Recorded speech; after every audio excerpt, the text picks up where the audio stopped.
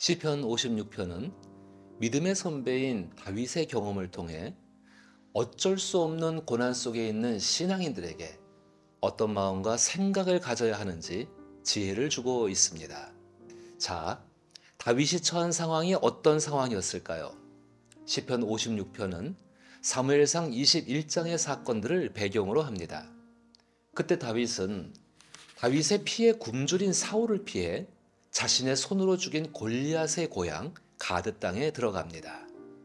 그로 인해 사울 왕국과 블레셋 간의 외교적인 마찰이 일어납니다. 다윗의 도피는 결과적으로 사울 왕국과 블레셋과의 전쟁의 위기까지 이르게 된 원인으로 지목됩니다. 그때의 시점에서 다윗은 끝없이 추락하고 있습니다. 한때는 국민적 영웅이며 왕의 사위였던 다윗이 전쟁을 일으키는 인물로, 재앙을 가져오는 인물로, 미쳐버린 괴물 같은 반역자로 낙인이 찍히고 살해 위협을 당하는 등 끝없이 추락하는 모습이 그려집니다. 그때 모든 사람들은 다윗에게 등을 돌렸고 괴물 취급을 했으며 사울이 내건 현상금 때문에 다윗을 짐승처럼 쫓아다녔습니다. 만일 우리가 다윗과 같은 처지가 되거나 혹은 사랑하는 사람이 다윗과 같은 처지에 있음을 본다면 시편 56편에서 얻은 지혜를 기억하고 말해 주십시오. 다윗의 모습은 불가항력적인 십자가의 고난 앞에서 하나님의 아들 주 예수께서 보여주신 모습입니다. 다윗이 얻은 지혜는 주 하나님 안에서 평안과 쉼을 얻을 수 있다는 것입니다. 성경에서 말씀하는 것과 종교에서 가르치는 것이 참 다르다고 생각됩니다. 소위 불가항력적인 고난 속에 있는 사람에게 종교는 행위를 강조합니다. 예를 들어 고난 속에 있는 사람에게 고난에서 나올 수 있는 방법으로 교회에 오셔서 예배하고 기도하고 찬송하고 헌금하고 봉사해라. 그리고 더 나아가서 전도하라고 합니다. 그렇다고 고난의 내용이 사라집니까? 아니죠.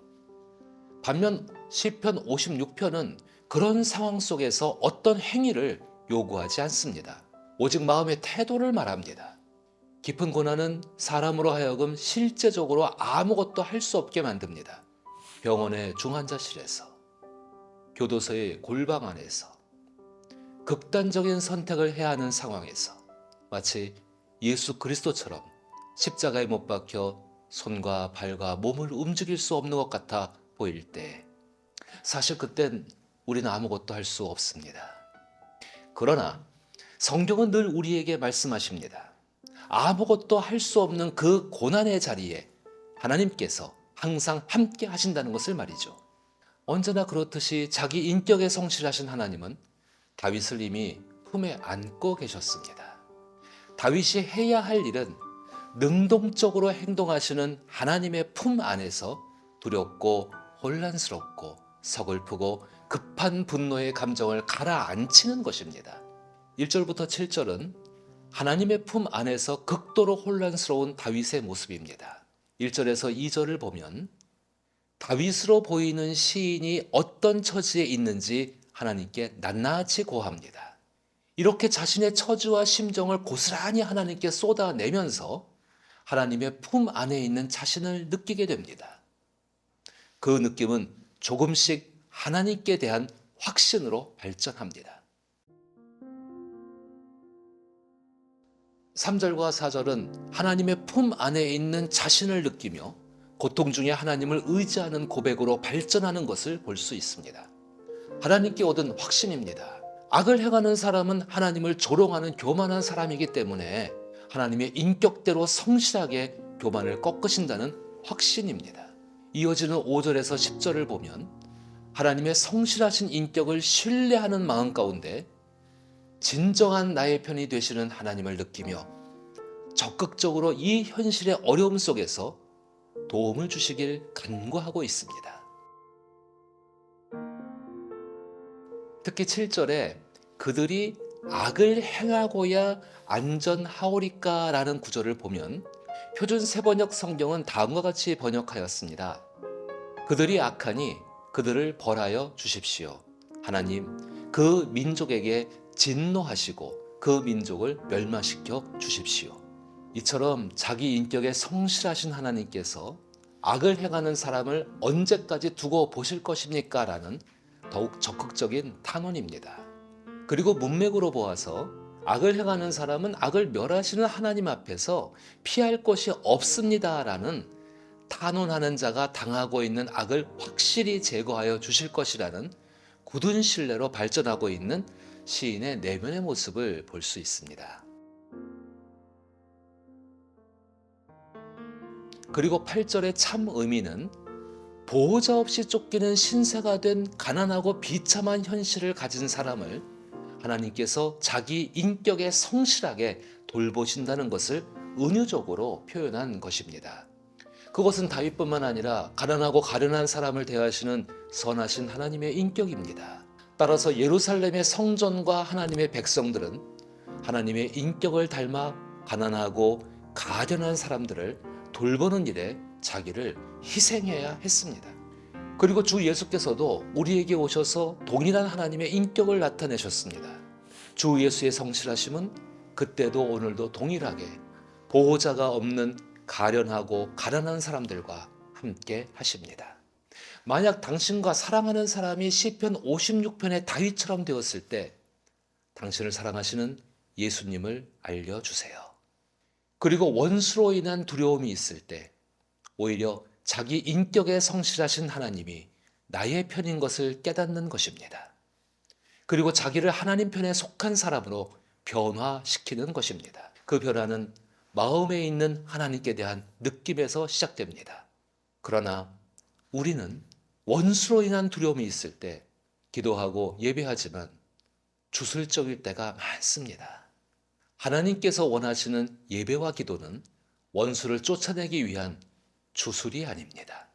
하나님께 대한 느낌을 다윗처럼 확신하십시오. 그 느낌은 하나님께서 주신 믿음을 자라게 합니다. 주 예수는 믿음으로 세상을 이기셨습니다. 당신도 세상을 이길 수 있습니다. 그런 다윗의 확신은 이제 11절과 13절에서 하나님의 품 안에서 평안과 감사로 이어집니다.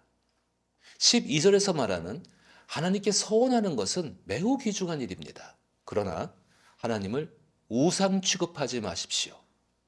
우상에게 서원한다는 것은 자신이 얻고 싶은 것을 위해서 돈을 지급하기로 하는 것입니다. 그러나 하나님께 대한 서원은 상호 인격적으로 최선의 결과를 만들어가는 것을 의미한다는 걸 기억하십시오.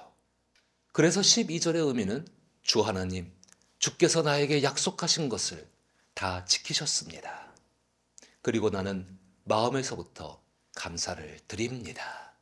입니다. 이처럼 다윗은 하나님의 품 안에 있으므로 하나님께서 이루실 것을 확신하며 하나님을 향한 마음의 감사를 드리고 있습니다. 다윗은 하나님의 품 안에서 평안과 감사를 느끼기 시작합니다. 그리고 13절에 자기 인격에 성실하신 하나님을 더 확신할 수 있게 됩니다. 지혜는 어쩔 수 없는 고난 중에 자기 인격에 성실하신 하나님의 품 안에 있음을 확신하며 안심하고 평안하는 것입니다. 시편 56편은 원수들에게 쫓기고 있는 다윗의 두려움을 하나님께서 자기 인격에 성실하신 하나님께 대한 확신으로 변화시킨 것을 말합니다. 다윗의 확신은 성전이나 드린 헌금이나 심지어 공식적인 예배에 참여함으로 얻은 것이 아닙니다. 괴물처럼 짐짝처럼 쓰레기 취급을 받는 가장 가련하고 가난한 현실 속에서 자기의 마음에 떠오르는 하나님께 대한 느낌이었습니다. 후대 사람들은 시편 56편을 먼 상수리 나무 아래에 있는 비둘기라는 뜻을 가진 요낫 엘렘 르호김이라는 곡조에 맞추어 노래하며 기도했습니다. 요낫 엘렘 르호김이라는 곡조가 어떤 곡조인지 명확하지 않습니다. 저는 그 곡조를 폭풍이 몰아치는 밤에 커다란 상수리 나무를 보호자로 삼고 그 밑에서 숨을 헐떡이고 있는 힘없는 한 마리 비둘기의 울음소리를 닮았을 것으로 생각합니다. 우리가 이런 처지가 되었을 때 하나님의 품 안에 있음을 느낄 수 있습니다. 그리고 나를 품고 계시는 하나님께서 자기 인격에 성실하게 모든 것을 보기 좋게 만들어 가심을 확신하십시오. 그리하여 예수가 누리셨던 평안과 기쁨과 자유함을 경험하기를 나사렛 예수의 이름으로 축복합니다.